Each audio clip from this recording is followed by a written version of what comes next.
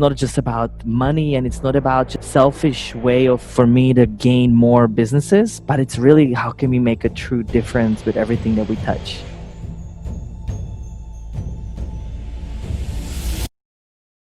And so it's us as a collective against another whole. But where I would love to see this collective go is even beyond that, right? How can we be as a whole ecosystem where it's no longer about competition, but it's about collaboration on a human evolution? The currency system may change the way we even know it. The life on Earth will change the way we know it. But the one thing we know is who we are at the essence, at core. And if we can pull that out of us and then show the same in a mirror effect to another, right, to our other brothers and sisters around us, then the life can be about actual human evolution. Because today's world more than ever shows you that our purpose of life, which is chasing after this signs of dollar or crown or whatever country you're from, is a total bullshit. We have it all wrong. And I think until we're intoxicating our own bodies, intoxicating our own kind, why should we follow any rules in general, you know? And that's what I'm really hoping from this time right now, is that entrepreneurs like us will step up, will start another way to a life that can be here on Earth. We live in this world of purging. We live in the world where we kept on seeking some sort of gurus to fix us, while we are our own gurus that can fix our own selves.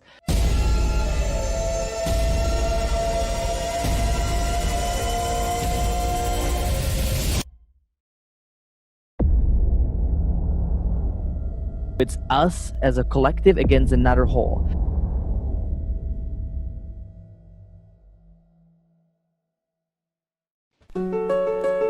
Welcome to the Awakening Entrepreneur Podcast. This show is for entrepreneurs that have chosen to define their life beyond the material. They have followed their soul on a hero's journey towards the mystery of the spiritual. I'm your host, Garrett Ng. Each episode will be learning from awakened entrepreneurs and spiritual thought leaders. They have broken through the mold of being ordinary to extraordinary, challenging our paradigm, shining light to the dark, giving hope when there is doubt. The moment of truth is upon us. It is time to transcend our world from fear to love. Are you ready? Let's go!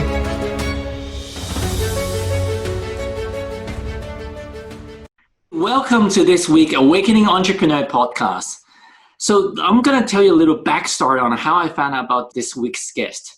How I first found out about Pavel and the Noah movement is from a well-respected friend of mine. He's actually one of the most progressive doctors here in Sydney. His name is Daniel Ho. And we're just talking about cold showers and having cold showers. And he heard me learning from Wim Hof. And he said, Gary, you got to listen to this track. And he shared a track with me, which kind of like combined breath work, meditation, with a bit of like drums and shamanic music, and with some modern era of like EDM, pop music, all smashed into one. And I didn't know the name of this person, but I just heard him say Noah movement. I'm looking at Noah's Ark, Noah, and I couldn't find him. And like, who is this guy? Like, I love him more and more of the track, the more I listen to it. And later I found out that like who he is.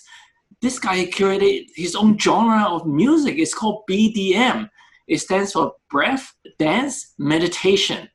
And his motto is me, we, be. And like, this guy is such an interesting guy. Who is he? So his name is Pavel.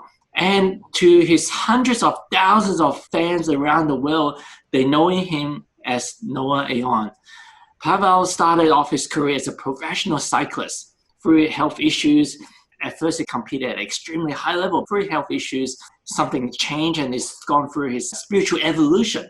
He's found his passion for music, or maybe he's always had it, and he turned into a professional EDM DJ and performing on the biggest stages around the world. And in between, he trained with Wim Hof, himself becoming a Wim Hof method instructor. He's discovered his roots of shamanism.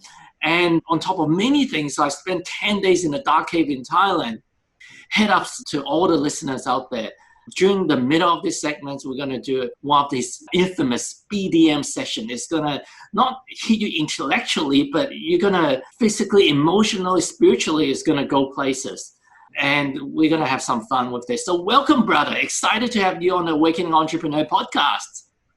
Well, thank you so much. I'm blushing here. I'm like, oh my gosh, who are you talking about? I appreciate you. Wow. So where did you grow up? Did you grow up in the States? So actually, Czech Republic, born and raised up until about the age of 15, and came as a foreign exchange student to Florida here in America, and it's kind of really enjoyed it here until I wanted to come back and really anchor my life here. Wow. So what do you study? Like, do you just became a professional cyclist like when you're younger age? Tell me about your journey growing up. Totally. No, so I've always been extremely driven, and there's never been a time in my life where I didn't want to do something to the fullest, the all or nothing. And so, started off with just variety of different sports until I landed on cycling. And I was about 14 years old, and I had a bet with my friend in a local cycling race that who's gonna make it on a TV, is gonna win something. I forget what it was, and I ended up placing fourth in this like really high level race. And I was like, I really love this is an amazing sport to dive into. So fall in love with it and never look back. Wow. And what do you gain from competing in cycling, like beyond the physical challenge? Like, how have you evolved as a person? Yeah, so it's so funny because if it wasn't for cycling, I don't think I've ever had the endurance I have in business. Because one of the things that it teaches you, right? You're sometimes 5, 6, 7 hours on a day on a bike. You're in a rainy, you may be in a super hot conditions, whatever around the world the tour takes you. So if it really taught me something, it is a persistence. And one thing that it also taught me, which I don't necessarily like that much, is having limits. Because one of the reasons why I had to stop at very early age is because of Epstein-Barr and autoimmune disease that I got from overexhaustion. And so it kind of taught me boundaries, which I don't like to follow always. So I think that those health challenges, it gift for you to start to explore more about health, but beyond health, just general wellness about life and spirituality as well. Totally. No. So like, most of the teammates back in the days, they would be recovering and sleeping at night. So I started my first company when I was 17 years old, trading between Alibaba and eBay. And so I used all the cycling races to get into my potential customers. So instead of me recovering, I would be talking to bike stores that they need to buy my customized carbon product line. And so that was another reason why I basically took it a little too far. And also, one of my favorite things, we would be always on the road, right? You're either on a bike, so you have hours and hours, or you're on the road. So I used it for self-study and development and like learning about the things that I actually care about. And, as most people, they would go to school and college and things like that. I actually paid my friend to finish online high school for me. So I don't even have a high school technically. I send the diploma to my father just so that way he can shut up. Wow. Yeah, One go of the ahead. things I love, my mentor, Tony Robbins, like teaches there are three types of people in business. We all have all three of these traits. There's the artist, there's the manager leader, and there's the entrepreneur. Artist is like a plumber, accountant, a painter. They love the art of what they do. And the manager leader, they love like KPI. They love managing system, process, and people. And then we've got the entrepreneur.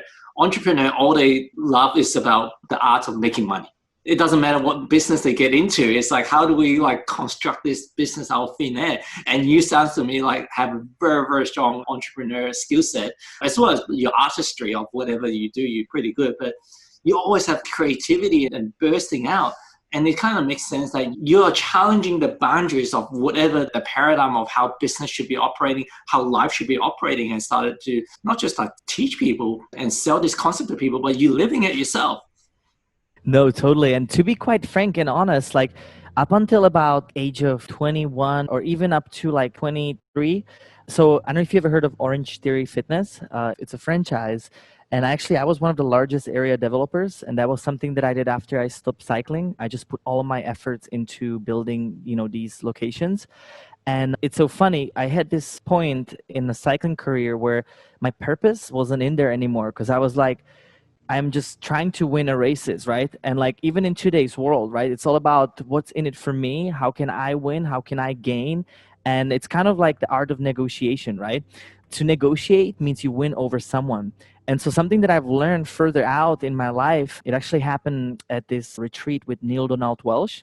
He's the author of Conversations with God, but also Tomorrow's God, which I literally read that book and I called my accountant and I said, we need to start a company called Tomorrow's Vision. And it's essentially a purpose driven or socially impacted holding fund for all of my ventures.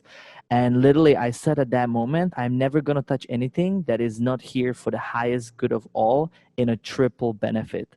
And so that's kind of the other stage of rude awakening I had, is that it's not just about money and it's not about just this like selfish way of for me to gain more businesses, but it's really how can we make a true difference with everything that we touch. Wow, that's such a powerful realization. My company has got an ethos, like the company vision is not, it's a digital marketing agency, but it's not like we want to be the best digital marketing agency. Actually, at first, when we didn't know better, I was following FedEx and all those big companies on the vision statement. We want to be the leading marketing agency in Australia or something like that. But after like a few months, it's like, who is the biggest leading marketing agency? And who cares? At the end of the day, what's endearing to me is I want to make this world a better place, similar to yourself. So we created to exist to bring happiness, success, and fun to everyone we encounter, not just our customers, the postman that comes in and everyone else that comes in. And from there, I started to realize that the purpose-driven company, a lot of people have like really fancy like vision statement, mission statements on the company plaque on the wall. But really, at least 80, 90% of them is still like profit as number one. And the mission, the vision, or whatever the customer comes like a second. And it makes such a big difference. And easily you can see through a company whether they put the customer, the mission number one versus number two. So how do you come to this realization? Was it just from reading Tomorrow's God, or was it a series of sequence of events that led you to, hey, you know what? It's not about us. It's not about just me. We don't have this scarcity, this false sense of fear that we need to embed within us and our corporations. From very young age, I grew up with shaman and I've been through a lot of spiritual training. And most people, right, most entrepreneurs or most everyone, right, we kind of seek help, self-help or growth, anything from Tony Robbins, right, to Neil Donald Welsh, when we hurt and when we're in either trouble or when we're really doing well, but we want to kind of, now we're starting to play to be even better, right? But like what happened to me is that it was a purpose issue. I would be doing something for a short period of time, but I wouldn't really feel that like deep rooted connection, right, to myself and to what I'm doing. And, after you get past your basics, right, it really becomes about why, right? And so intention in life for me is everything, because everything starts with the intent that I'm doing before I'm actually doing anything. That's essentially what I call the be, do, have paradigm, where you are what you claim, you take the right steps, and then you have the right results. And so really it was through combination of reading and lectures all the way up until just a feeling inside of me, the gut feeling that I always say, listen to that, not your, the analytical mindset only supports your gut. Wow, I love that. It's actually the doctor that introduced me to your work. A lot of people say, like, once we start to go on this spiritual journey, listen to your heart. I think that's greater intelligence. They say your heart is sending more signal to the brain than the other way around. But he said, like, don't just listen to your heart because then you're just emotional driven. We're living in this 3D matrix that is very complicated. We're having this human experience. Your gut is actually like a mix between your mind and your heart. So it is actually ask your gut more often, your gut intuition. So I love that. And also what you said about be, do, have, that is so simple, but yet so profound. I would say at least 40 years of my life is about having a to-do list. And for most entrepreneurs and people, is what do we need to do? Even as moms, like we need to drive the kids here, drive them there, and make lunch and all these other things. And entrepreneurs is about make money, do this, and get another client, grow your business. with some of Joe Dispenza work or some of the HeartMath Institute that I know that you study under, you talked about if you be that person and you feel that you have the clear intention and you feel it, you draw it in with your heart, then you take the right action and you're going to have what you want. Versus if you just get busy on the human hamster wheel, just doing, then you see most people, like by the time they're 60s, 70s, they're still like in the human hamster wheel running busy, but they haven't gotten anywhere. So I love it. No, totally. Because think about it, right? Like it's almost like a stages of consciousness, right? That we're in. Like you have either the people that are kind of in that victimhood mindset that are like, look at me, how bad it is for me, and like can da da da da da, right? It's all about that me. Then you have the higher consciousness that it comes up into like, hey, I'm actually really good at what I'm doing, but I'm better than you, right? So it's that like other mindset of whatever. It's a sales professionals, it could be even doctors, anybody that know that they've done a lot of work, but it's still that separation, right? And then there's that higher consciousness that moves into that we collective, right? Which is more kind of, you would say, country versus country, or you could even say like a football team versus another team. And so it's us as a collective against another whole. But where I would love to see this collective go is even beyond that, right? How can we be as a whole ecosystem where it's no longer about competition, but it's about collaboration on a human evolution? Because today's world more than ever shows you that our purpose of life, which is chasing after these signs of dollar or crown or whatever country you're from, is a total bullshit. The minute that your country gets shut down, the minute all of this is out, what does that mean, right?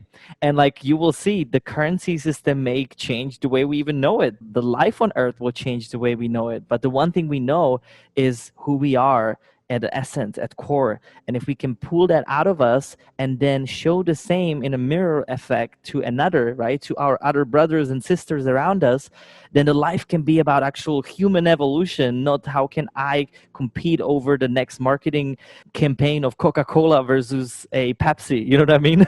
Yeah. And that's so true. If you look at the game of life, imagine you playing soccer or football, whatever the game. If someone told you what the end goal is, which is different from what you need, like so instead of like scoring a touchdown or scoring a goal, you need to wave to people, as many people as you want. They just told you a different rule, a different goal in mind, and we head down one direction, waving to as many fans as we could. But then at the end, we didn't win the game of life because we just got told the wrong thing. But you're so right. Like evolution is about like the science of consciousness, about knowing and remembering ourselves, that we are more than our ego self. Think about it, right? Imagine that our dollars today that are spent on telling that other company is bad, especially in America. Like I've never seen it anywhere else in the world where you have a brand directly spending billions of dollars to punish or take down another brand. Now imagine you just put that dollar amount into feeding the hunger, feeding the people that are living in a constant fear because they don't have a place to stay. Like it just there, we have it all wrong. And Yeah. I think until we're intoxicating our own bodies, intoxicating our own kind, why should we follow any rules in general? And that's what I'm really hoping from this time right now, is that entrepreneurs like us will step up, will start showing the new, or not even new, another way to a life that can be here on earth. Well, I love to learn about your roots of shamanism, because I have little knowledge of shaman, but I've heard traces of information, whether it's witches or shaman that's coming out of the Eastern Europe hub, especially Czechoslovakia. Some books or somewhere it's mentioned on a couple of occasions, and mostly like for me, I associate like shamans to Mexico or the Aztec or the Toltec, like in those regions. But can you tell me more about your family shaman or the lineage history? Yeah, totally. So the shaman that I originally got taught from Siberia, trained in the Siberian tradition. But let's talk about shamanism in general, right? So like most people think it's this hooey wow, somebody that is gonna let you drink a bunch of ayahuasca and then you're gonna be enlightened. It's quite not like that. There are those type of shamans, there are those type of results that you can achieve through different medicine, but there's different kind of shamans. There are the energetic shamans, there are traditional shamans, there are shamans that are using plant medicine. And essentially what shaman is somebody that works with energy or with the spirit realms, right? And if you look at the world, whatever we call it spirit, which is more of that traditional, or we call it energy, everything is energy. And more in my life, I'm learning that if we can learn how to control energy, which starts with us, that's the me, then it goes into the we, the collective, then you can be exactly the light that you wish to see in the world, just like Gandhi. But basically, what I'm talking about is a simple model that I've put together. It's me, we, be, right? Those are the three different links. And every energy starts with yourself. We live in this world of purging, right? And really what shamans are doing is they can just read it, they can see it, they can cut through it. Anybody can do this, right? We live in the world where we kept on seeking some sort of gurus to fix us, while we are our own gurus that can fix our own selves. And so we'll show you a few exercises later on that people will be able to vividly feel and see. And, there will be no doubt that you can feel your energy. So how old are the tradition of the Siberian shamans that you, is it like hundreds of years, thousands of years? So shaman's been around for, as long as I think there's a recorded history. They're called, different names in different societies. But, to be honest, the analytical part, we can, Google it, research it. But ultimately, I think if it works and if it doesn't work, right? And that's really the question. And I think for me, at first, I was pushing it away in a sense where, I thought it was crazy, it was weird. And I mean, I was like 7 years old learning about, colors and like how to use colors of your energy field to either protect you or to do all these different things. So there's variety of training that has to take place. But honestly, somebody that really is good that I would recommend for listeners is Shaman Durek. He's somebody that I have toured with quite extensively in America. We created a whole experience called Synesthesia, which was Journey Through Color. And he's kind of the modern shaman that comes from very, very traditional lineage from Africa. It's a 6th generation shaman. And he died to become a shaman. So he had a very, very amazing experience. But what I love about him is bringing it to the mass market, bringing the shamanism to, take all the taboos out and just like seeing it for what it is. Freaking energy that's always around. We just don't tap into it. I love Shaman Durek. Is one of my favorites. He's got a latest book, Spirits Hacking. It's so colorful. If you got the audio version, he narrates the whole book himself, but like definitely it will be such an entertaining journey, but so much spiritual wisdom from Shaman Durek. Huge respect. And I was actually listening to one of the tracks of you and Shaman Durek on SoundCloud today. So amazing stuff that you guys are doing. Thank you. Awesome. So through the shamanism, I guess that's a good foundation in your upbringing. What are some of the things that you learned when you're growing up? Now that you've got a better hindsight, the greater perspective of gone onto the modern society with the whole consumerism, technology and everything, and then also reconnecting back to roots. If you had children around that's growing up, like what are some of the advice that you would give to them? Maybe like 3 key things that you would do in conditioning a child, raising a child, or creating an environment for the child. What would your advice be? No, totally. So, I mean, I think it's really all about patterns that we either grow up in and the patterns that we create for ourselves. So, I spent a fairly long amount of my life in decoding what society taught me to be, decoding what my parents told me to do, and countries that we're living in. And I really think it's open fluidity that everybody is different. Everybody needs to learn how to listen to their own self, because if you're just keep on giving power away to the next guru, to the next teacher, to the next workshop, you're simply losing you instead of knowing that eternal you is always inside of you. And so, what I would highly recommend is starting with little rituals, every day, every morning, whatever it's a morning routine, whatever it's a closing evening routine, whatever it's even throughout the day, having a solid rituals that are there to connect with your true self, not just the small selves. When I say small self, I'm talking about mind and ego in whatever languages people call it. The most important part is how can we code our higher self, our higher realms of that unknown, that gut feeling, that intuition into our intellect, right? And more we're taking the pause, more we're coming into us, I mean, there's not a day that I miss my morning routine. There's not a day I don't close with the evening rituals. There's not a day I literally have built this amazing bulletproof way to stay in touch with my true self that then I never go back to that, loss of yourself and believing in your thoughts and being too scared and having, the guilts and fears. All of that is bullshit. Anytime you have any of these thoughts that are not of your highest good, they are not your thoughts. And so taking charge of that through these rituals is very essential. And what are some of the examples of rituals that our listeners could try? Well, let's start right now. Why don't we quickly reset? Close your eyes. So even when we're talking and whatever you're listening, everything is about the keynote. Are you resonating with the busy beta mind? Or can we just simply slow it right down?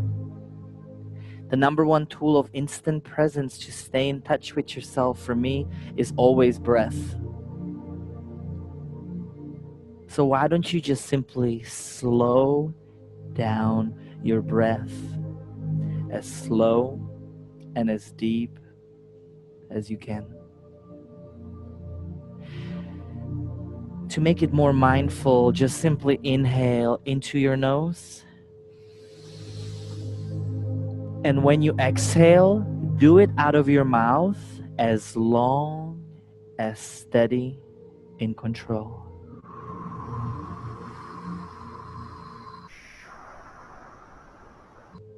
Breath is the key essential and gateway in any tradition, shamanism, yogic, whatever, whenever you are.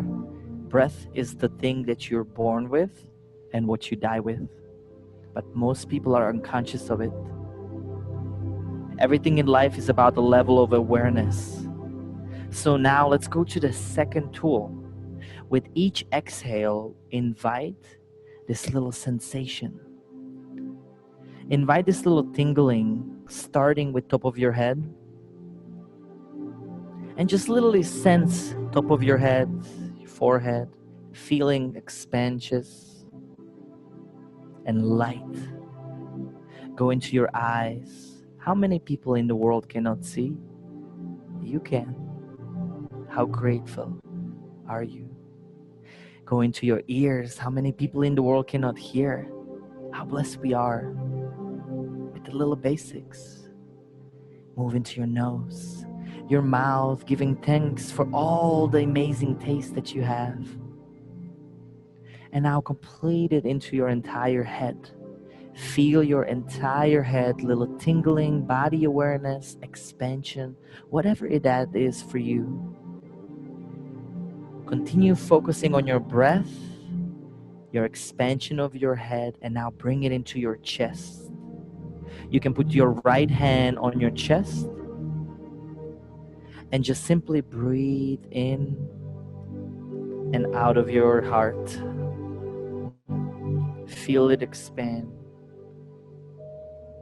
Put that little pause in between your days and just realize that this body temple that you have is so beautiful, so powerful, so smart.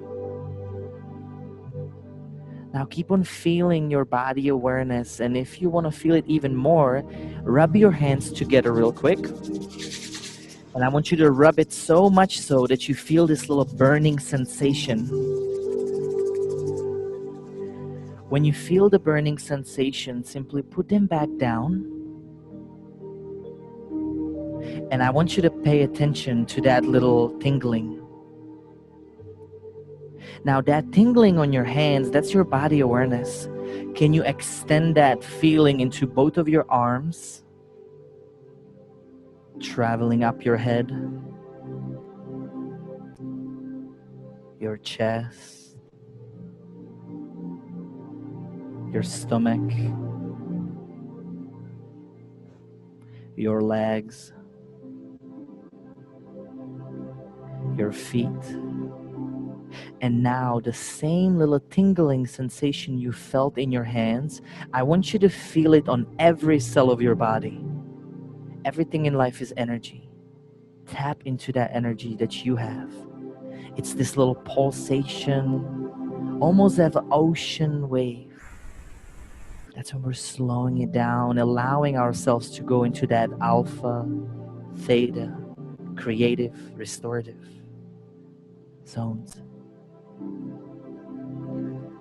Relax every muscle as much as you can and continue breathing so slow, so subtle, that whenever you exhale, you're becoming more expansive to a point where you're starting to sense everything around you. The room filled with your beautiful self. Sense the books behind you, the computer in front of you, whatever you are, sense it as if it was breathing, all in the same ecosystem. And now the final third stage of instant presence. Can you pay attention to the stillness and silence underneath the sound, underneath the noise? I don't care wherever you are in the world. Pay attention to the sound of stillness underneath the noise.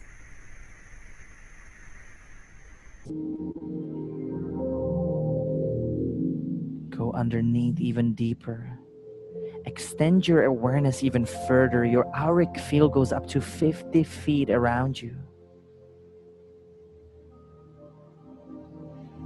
And whatever you are, I like to do this little exercise of calling energy in. So from this place, I want you to simply state for yourself, I am calling in all of my energies back from all the people, all the places, all the ideas, whatever you leave it throughout the day. Anytime you go on your phone, you're leaving your energies all over, but it's time to bring it back. Feel it and sense it in a form of color. Whatever color comes to you first, invite all of your energy back to you.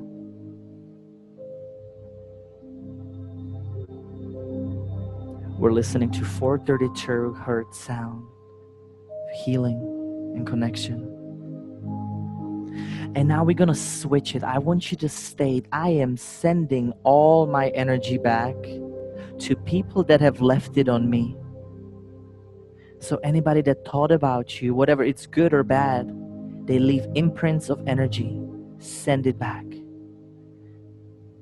I am sending all my energy back to all the people and all the places that have left it on me.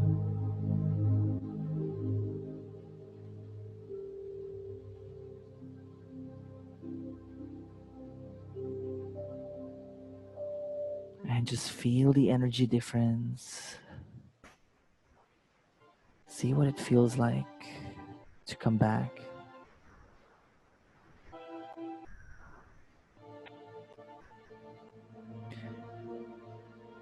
And what I would like to do is I'll just show you a really quick breathing exercise at any point of time can bring you back to your essence, bringing all your power back. So what we're gonna do, make sure that you're not standing or you're not driving. You wanna make sure you're either sitting or laying down your back. And whatever is coming through you in your day or night, whatever you are, I want you to start visualizing that. Visualize yourself on top of your game. Visualize yourself in a power. Visualize yourself in energy, in light. And just simply see yourself, feel yourself. How you have everything that you've ever wanted. How you are the light. Come into that elevated emotion. Because to create emotion, you gotta put things into motion. And the way we're gonna evacuate those motions is through breath. So whatever you are, start slowly but surely. We're gonna start breathing deep. You're gonna inhale into your nose And you're gonna exhale out of your mouth. Let's just start breathing deep. Whatever you are, find the flow that serves you. What I want to ask you, this is not an office breath. Inhale as deep as you can, belly, chest, head. And when you exhale, simply let it go. No need to do force on exhale. Just simply inhale deeper, exhale shorter. Let's go. Deeply in, let it out. Deeply in, let it out. Now let's start speeding it up. You can feel free to move around your body. Allow, even if any voice or noise comes on exhale, be yourself. Let that shit go. Everything in the shamanism is about moving and shaking the energy to disrupting the patterns that no longer serve us. So I want you to think about one thing that no longer serves you now. A habit or whatever it is. We're going to use this time to rejuvenate, rewire. So whatever you are, let's start breathing deeper and deeper. Start speeding it up. Go with me. Deeper on inhale, no force on exhale. Follow the belly, the chest, the head. Breathe in deeper and deeper with each breath. Give me more. Final 10 seconds to go before the first round. Give me all that is left. Breathe as fast as you can now.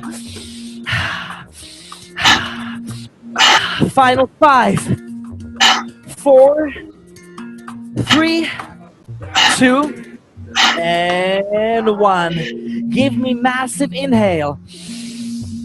This time exhale everything out. Give me one more deep inhale. Hold your breath on inhale and squeeze your bathroom muscle, your first energy center. Keep on squeezing it, holding your breath, getting charged, your energy. You may feel a little tingling, you may feel adrenaline, you may feel a little panicky. Move into it. Surrender. Surrender deeper. Squeeze your muscle even further. The first energy center, the root. Exhale. Relax and shake your body. Second round. Back to breath. Let's go. Fully in. Deeper on inhale. No force on exhale. Focus. Breathe. And commit. Commit to you, to your energy. Calling it back in. And let's transform. Transform through all that shit that needs to go. Start visualizing the bad habits, the people that no longer serve you. Feel that anger, feel the emotion. Let's breathe.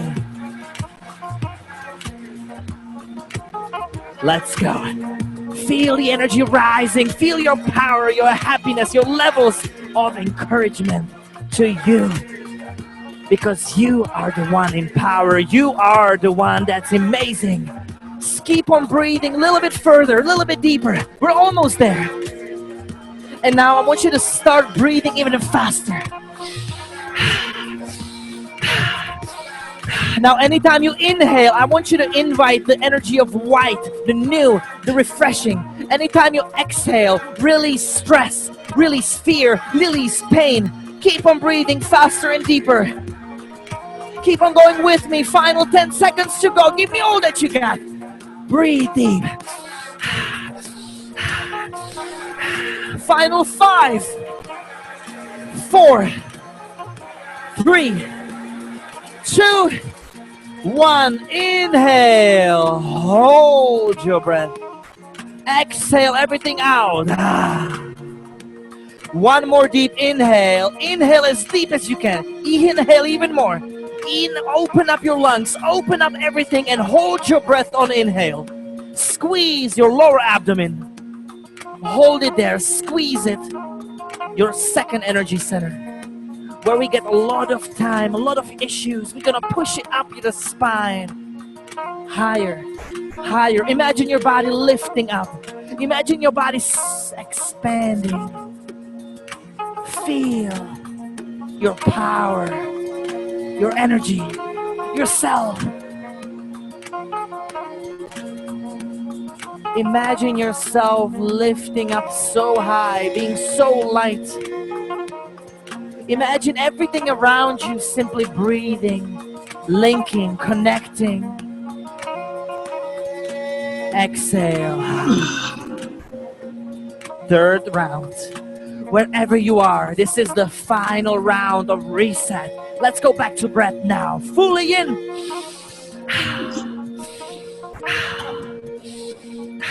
Keep on breathing. Breathe deep. And this time, I want you to start breathing in and out of your mouth. We're going to open up your lungs. We're going to start focusing on a long, deep saturation. Imagine a straw that you're sucking from, all that new energy. And when you're releasing, everything is anchoring and recycling back to earth. Earth is here in shamanism for us to recycle any emotion that are negative. Just like we recycle any sorts of plastic, the same way it works in nature. So exhale anything and anybody that needs to go, anybody that doesn't serve you, keep on breathing deep. Breathe more, breathe with power, breathe with strength. Keep on breathing, go deeper.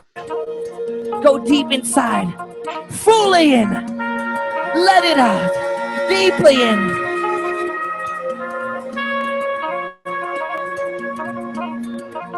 Breathe faster, breathe deeper, we're almost there. This is the final round of proclamation, rewiring. This time, focus on the longer inhale, no exhale, almost just a tiny bit. Final 20 seconds to go. Whatever you are, breathe deeper. And I want you to imagine yourself in some place that you love. It could be a beach, an ocean. It could be a jungle. It could be a nature. Just sense your safety place. Breathe deeper. Final 10 seconds to go. This is the time I need your all. Breathe deeper and faster. Final 5, 4, 3, 2, and give me final deep inhale. Exhale everything out. One more deep inhale. Hold your breath on inhale and squeeze your lower abdomen, holding your breath, squeezing that energy. Go deeper, squeeze it even more. And exhale. Hold your breath on exhale. Say something, I'm giving up on you. And connect yourself. As you're holding your breath on exhale, you're allowing I'll be the one, the vulnerability, if you want me to. the love, the power, the sensuality, the divine feminine, without which Anywhere I we would never be would have here, followed you. to come through you. And I want you to imagine somebody that you love Say so something, much. I'm giving up on you. Imagine that they're now in your space. See them as if you were watching them in front of you. And I'm feeling so small. And I want you to imagine yourself in front of you. It was Imagine that you're over looking my at yourself straight in the eyes, head. I know nothing accepting at and all. loving for what and who you are. Today, not tomorrow. And I Starting with surrendering and self-love. stumble and fall. And now extending that feeling. I want you to Still imagine somebody learning to love. that have hurt you a lot. Just starting to Right in front of fall. you, looking at them in the eyes. And just like anyone you love, Say something, anyone you I'm hate, we all come giving from the up same on you. place. We all deserve to be loved. We all deserve to live. I'm sorry that I So couldn't simply get look at to that you. person in front of you that you not like and state, I love Anywhere I and appreciate would you have followed you. for who and what you are.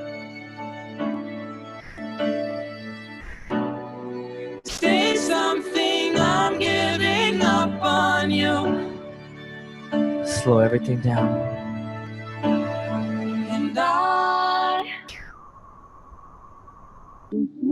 Come back to you. Come back to yourself. And just simply imagine that you're underneath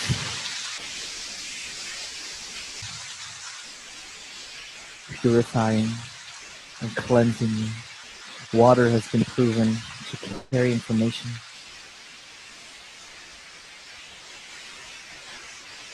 And water has this powerful effect to code because we're 80% filled with water. So just simply sense this water coming through your cells. And I'm going to teach you a very simple exercise, the system reset. Seeing your body as the hardware and your mind as the software. And just like we press enter on a computer, we expect and demand the task. Same way you demand that from your body when you're in a pure connection. So tap on your point finger and your thumb together and simply talk and code into the waters of your body. System reset. Back to baseline now. Feel it as heartfelt as possible. At the beginning it may be hard, but later it's going to become easier and easier. System reset. Back to baseline now. Anytime you have fear, panic, scarcity, judgment, go back. Here's another one. System reset. Perfect balance now. Your body knows what the natural state is. The perfect balance. Here's another one from today's world. System reset. Perfect health now. System reset. Perfect health now.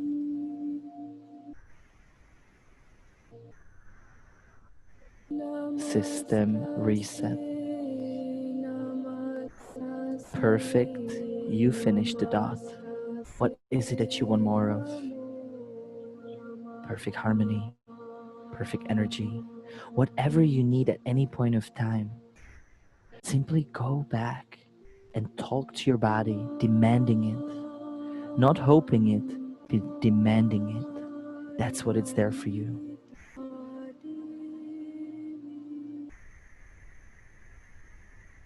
Stay amazing, stay powerful, because you are true power. You don't need anything, anyone, just the realization of own self.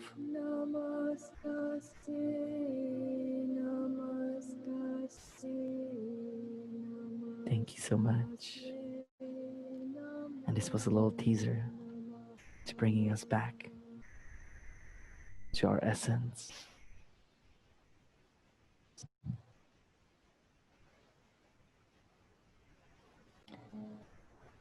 Set the intention, whatever you are for the day, however you like it to be. Because in this place of theta or alpha, that's when you can truly make miracles. I am so happy and grateful for all of you.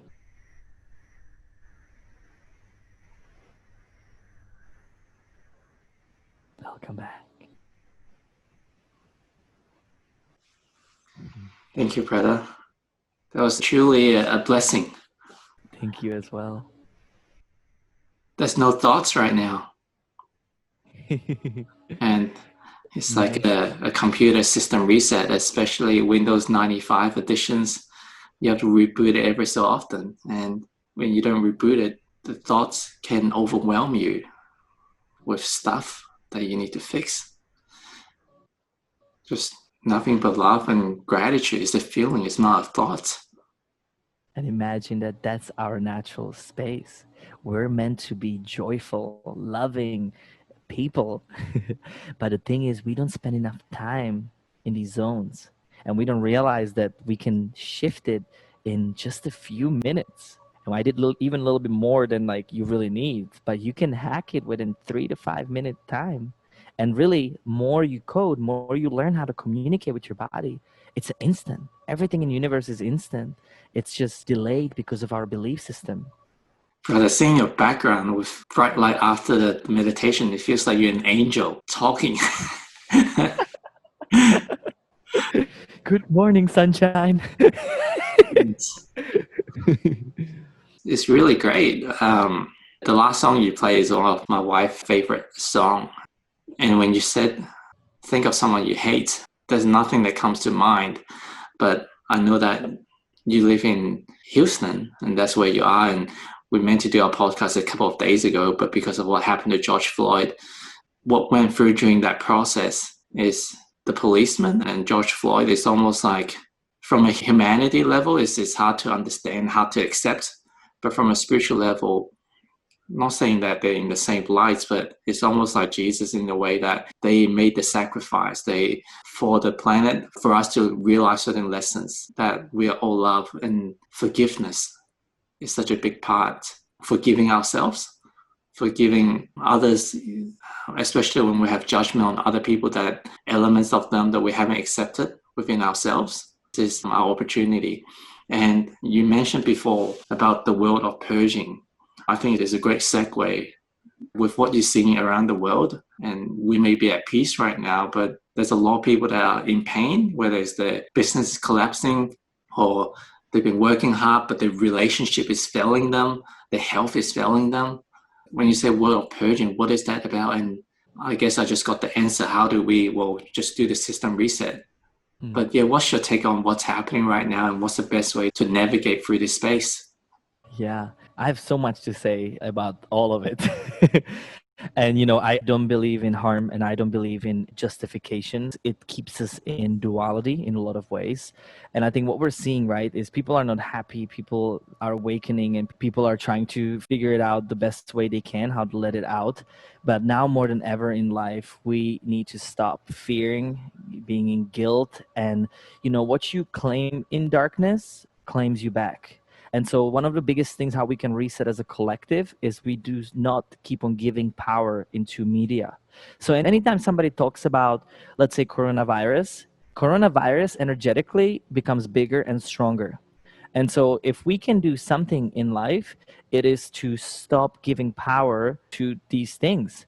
And it's not that we avoid them or we don't think about them. We simply lift them up from a judgment of whatever it's good or bad into neutrality.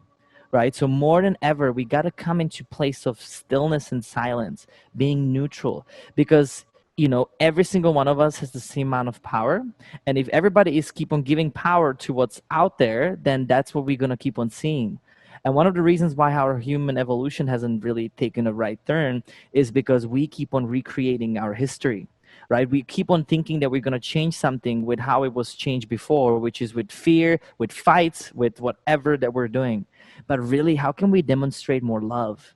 How can we demonstrate and take these type of protests that are happening to go into stillness and silence, move into a place of showing and demonstrating love and peace instead of what we see. And unfortunately, until we keep on listening to media, 95% of the world is actually quite great, but we only see the 5% on the media. The minute we start focusing on the 95% of the world, think about it, it's only as bad as we give it a power.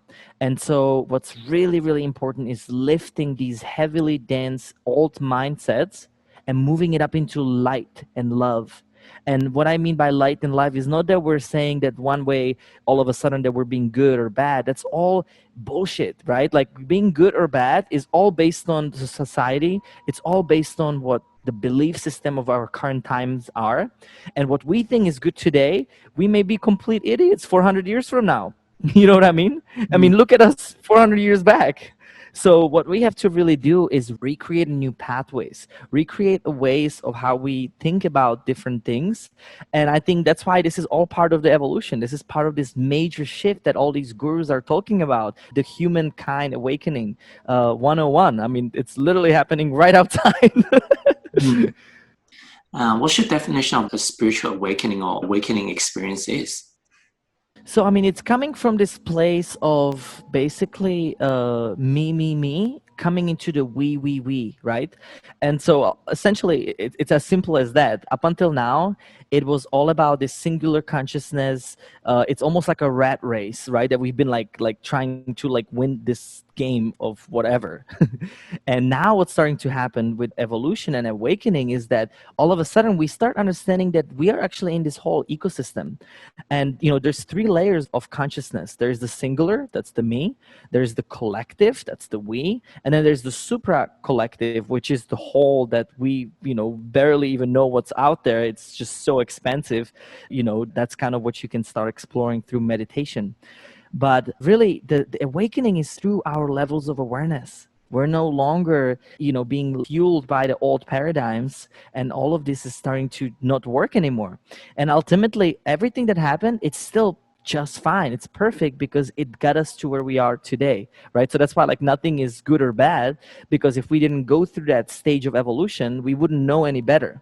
And the way we learn it through evolution is we know what we don't want, and now we can see what we do want. And I think now it's that time for that golden age to come into the space of being able to really truly decide what's in this for the highest good of all. And it's so interesting that during the process that you helped us with, some people may say it's almost like a nice massage, that it feels great in that moment, but yeah, now got to get back to work. But that is our natural state of being, is how we were when we're a baby, when we're a kid, until we got conditioned that, hey, you need to be on time. You're like, hey, this is not clean. Hey, you need to do more. You need to be more. And we just forgot about human being and became a human doing. And so during that process, have you observed people that's gone on your retreat or done more of your work on a consistent basis during the system resets? Are they carrying that state for more and more of a prolonged period, or even throughout the whole day, even though they're engaging in negotiation, conversations, and act of whatever they're doing, they still carrying that state of unity, that calmness, that love? No, 100%. So it's like a layers, right? So at first it will feel like, holy shit, this is such a big difference from feeling good and bad, right? So like there's like a whole like a difference, right? But later on you will start learning that it actually will integrate more and more, and like you will just be joyful all the time. Like that's something that like is there for us. And you still have sad moments, you still have a growing pains, but you no longer view bad things as something bad. You just see it as like a rain versus sun, right? It's just like a seasons. And so you said it actually really, really well. With our awakening process, we have to find and integrate these little moments throughout the day that will just become the day. And our natural flow is to be, it is not to do. And so, it's so funny. Most people think that they have to do the next retreat and do the next thing to become something, even though that's right here. But what we have to figure out and really separate is our toxic mind, right? There's this monkey brain that keeps on chattering. And the minute that we learn how to co-op and how to separate these two from the listener and the talker, then we start realizing that, hey, I don't have to believe my thoughts. My thoughts keep on repeating, and I'm actually the one in charge of that cue, right? So what if that cue is talking really highly of you? What if that cue is starting to be for you instead of you keep on dealing with you, but unconsciously? And so, do you see what I mean? So I literally spent years of rewriting my patterns of thoughts until I clear these out, so that way my life works for me, not against me. Same way works for universe. So, Path, like, what if you're in a moment of a tense situation, you don't have time to go and do a system reset, and you got conscious? If you're unconscious, that you don't even aware that you got triggered and you're putting on the victim mentality, nothing you can do. But the moment that if you're conscious, oh, I'm getting upset, and you have the awareness, what's some of the strategy that you could offer? Totally. So let's separate conscious and unconscious, right? So anytime you get unconscious, it's really you get into a fight or flight, right? You get into a space of fear. And majority of people, unfortunately, in today's world are in a constant state of fight or flight. The minute that happens, your awareness to your breath gets lost. As the minute that you're no longer conscious of your breathing, you get tensed up. Your body gets all tensed up, which creates more friction in your body. And then you can't even hear any solutions or resolutions because you're in this state of survival, right? So what we did at the beginning before we did the meditation, we used these three tools, and I use them all the time. Even when we're speaking right now, I'm always being aware of my breath. So the best way to listen to someone is, can you fully be in your body, in your breath, slow and deep? And most people live in their minds and they think of themselves as this being right here, but really it's this whole package and plus plus plus everything around you. So anytime I'm listening to someone, I use it as a great way for me to stay present, because now one of the biggest gifts I can give to someone is that I'm fully aware of what they're saying, who they are, where they are, to a point that sometimes people get uncomfortable because somebody's finally listening and not thinking what they're going to say next. So, starting with slow, deep breath, being aware of your body awareness, and paying attention to the stillness and silence underneath the noise is this great way to start working with this. And even if you lose it, don't get hard on yourself, but just keep on being aware of your breath throughout the day. Slow, deep breathing. And I hear certain like high vibration. Some people say that's angels and whatever. Like, do you know what I mean? Like, there's a high vibration I'm hearing. Like when I'm still. So I don't know if you know Kriya Yoga or like Yogananda. They actually teach to hear that little sound. I teach it through the stillness and silence because it's much easier for people to separate the silence underneath the noise than it is to actually hear even that vibration of the noise. But where you are a little step further, it starts coming in the forms of that zzz, and that's the 432 hertz. I mean, that's like literally when you start doing that, that's the natural vibration. I heard this one of the conspiracy theory before, that songs or our hearts is vibrating at 432 hertz or maybe 530 or something. And then the songs or advertisement or something or TV program is programmed slightly just off that program or something. And we just try to amplify it. It doesn't match with the human system. Have you heard anything about that? So there's so many different hertzes or frequencies that you can do sounds in. Like even just today, like we've used anything from 852, we've done 432 hertz, 528. Right now we're on 396, which is liberation from fear, and it's the solfeggio harmonies, and it's neurotropically studied frequencies that have a massive benefit to your brain. And so I use these, intentionally on a modern beat, also on more of this sound that were behind us. Do you hear that? And so these frequencies are real. I mean, Hitler was using them. He's one of the first guys that started using it to brainwash people. But there is a way to use it in a way where you can actually tap deeper into, yourself. Do you use it during your sleep? So the delta ones, that would be either binaural beats or the traditional delta waves. And so it's really good for deep sleep as well. I don't like it all night, but I like to fall asleep to it. Got it. And for those people that don't know about binaural beats or some of these delta sleep, like by putting on, like how does it help you or your body? Oh, so I mean, again, literally Google binaural beats. There's so much research out there. Essentially, it works with the left and right hemisphere. So it's this like sound. Or hold on, you guys want to try it? We can do a real quick experimental sound. So that way, if you have headphones, it's definitely gonna be better. But simply listen to it. It goes into left and right ears in different times. Sometimes more to the right, more to the left, but it trains the brain.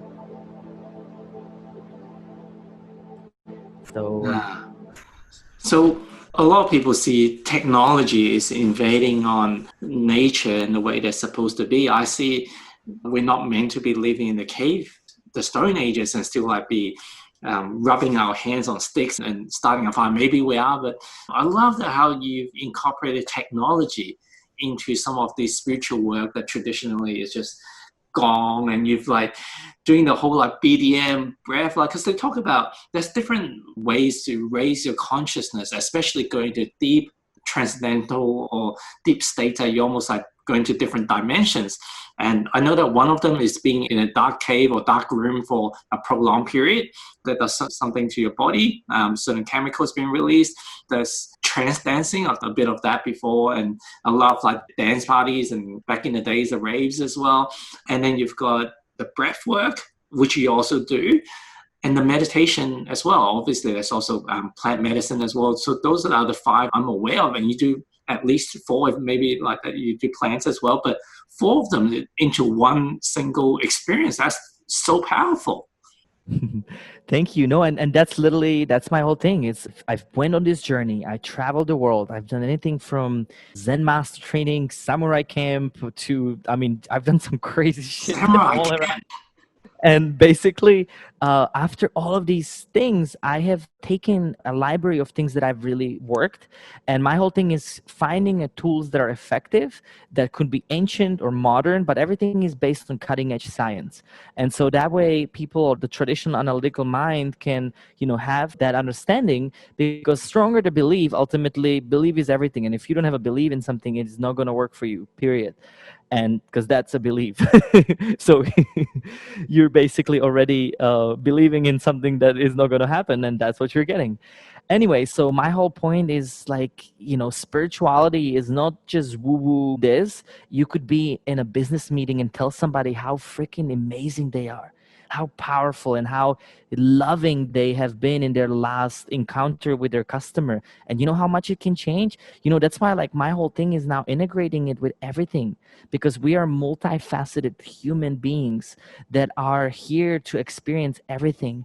And why should we be something in our career, somebody else in our relationships, and then completely something else to our own selves?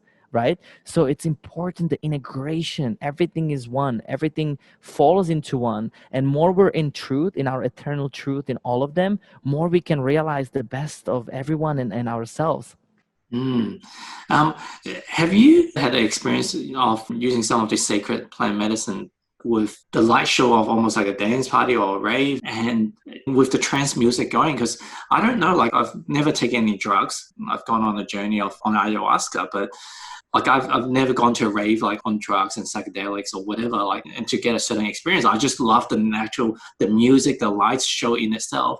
And I love that in general, most people, they are pretty friendly there they're determined to have a great time. And I love going to, even if you go to a hotel, generally in a hotel compared to office, people are happier because they condition that I'm going to a holiday destination to have fun.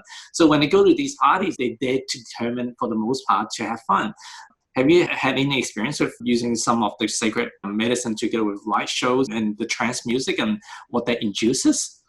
Oh, yeah. I actually had a Kutanava tribal leader come to my house in Colorado last year.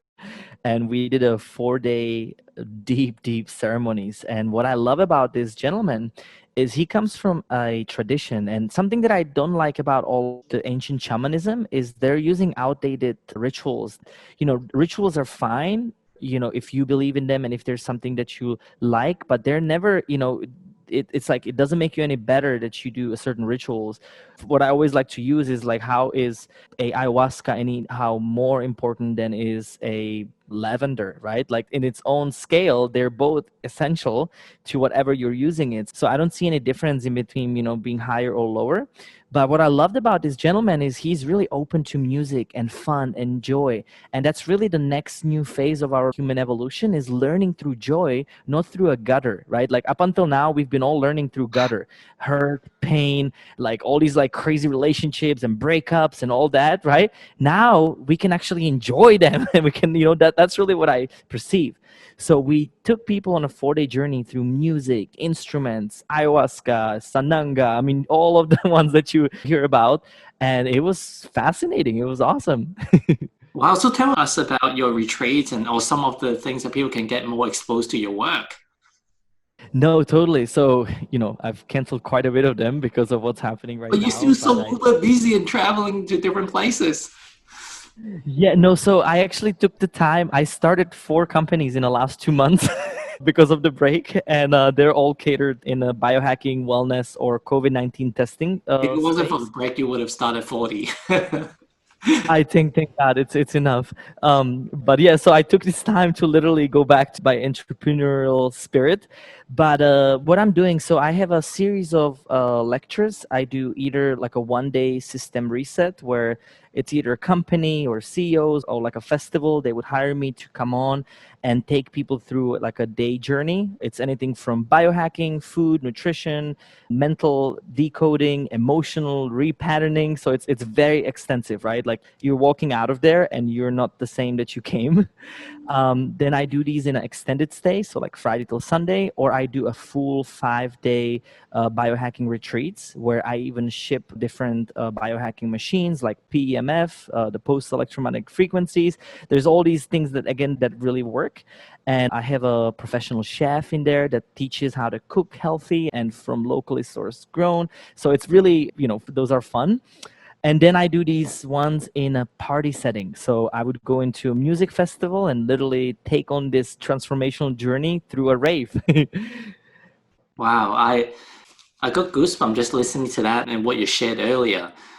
You can do transformation, not being in the gutter. One of the things we're talking about, the world of purging and what's going on outside your place with the demonstration that's going on. Imagine if we're not putting our power to whatever that's being shown on the news and start going out protesting. I'm not saying that's the wrong action, because who am I to say is right or wrong? But instead of everyone just marching or creating violence, even if it's peaceful, if you convert that energy or that time and the resource into every single person doing a random act of kindness, or giving someone a high five or something special that symbolizes it as a tribute to George Floyd, this is what you inspired us to do. Wow. Like every time there's something that's tragic to happen, like COVID or whatever, like just send more love, do more random acts of kindness. You epitome of this uplifting person, like through your music, through your breath work, through your voice. How do you inspire us? How do we just spread joy in a fun, loving way through our business, through the way that we live? Yeah, no, I mean, that's literally the realization, right? Is I am love, the me, and then you are love, the we, and anybody and mirror around you. But the way we do it is we take charge of our own energy. We don't have to do anything outside of ourselves. If we just simply take charge for us, we come into a place of neutrality. We call the energy back into us so we are in power. Because the minute we take this time to really change these beliefs and these keynotes, the frequency that we resonate, it's going to change people around us. So a lot of times people think that they have to do something physical for change to happen, but it's really the energetical where it starts. And so more people start realizing and dabbing into the power that we actually have as a singular entity that are sending love to the collective. That's something that, anyone that listens to this, give yourself love, or knowing yourself that you are love, and send love and see others in love, because that's what we ultimately are. And you just gave me the trigger and other thoughts that came through. Before I started this awakening process, that I'm not just my thoughts and I'm not just the ego self, even though the company is about exist to bring happiness, success, and fun, and I'm trying to be this nice guy, but deep down, I got this inner child that still hurts, that haven't recovered some of the pain. So I'm doing all this stuff to be a perceived nice guy so I could have external validation I'm good enough. But it's still a leaking bucket. What you're saying that, hey, me, we, be, people initially may have the perception that me, how could you be so selfish and focus on yourself? And society, you need to take care of everyone else and the busy moms, the busy dad, the busy business leaders.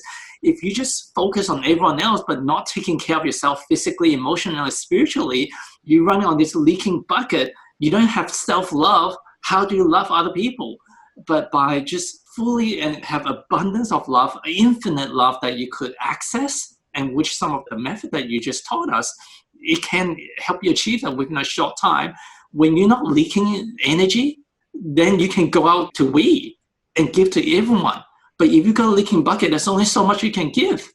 And then once you can give to everyone, you can just witness the transformation and just be, regardless of what happened in the external, because again, you're filled up. You don't have a deficiency.